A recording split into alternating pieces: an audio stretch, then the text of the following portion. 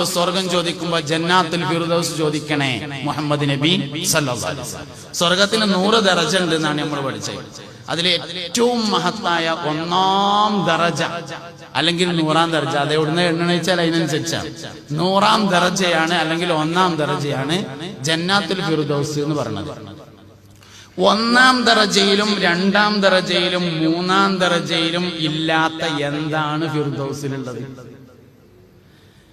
1-ാം ദറജയിലും 1,00,000 ഖാദിമീങ്ങളാണ്. 1-ാം ദറജയിലും 40 വീട് ചേർന്ന ഒറ്റ വീടാണ്. 1-ാം ദറജയിലും ധരിക്കാനുള്ള ആഭരണം 40 വീടിന്റെ നടുവിലുള്ള മരത്തുമ്മ കായ്ച്ചിരിക്കുകയാണ്. എല്ലാം അങ്ങനെ തന്നെയാണ്.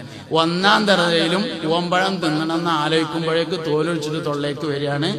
100-ാം ദറജയിലും അതങ്ങനെ തന്നെയാണ്. പിന്നെ എന്താണ് 1-ാം ദറജയും 100-ാം ദറജയും തമ്മിൽ വ്യത്യാസം?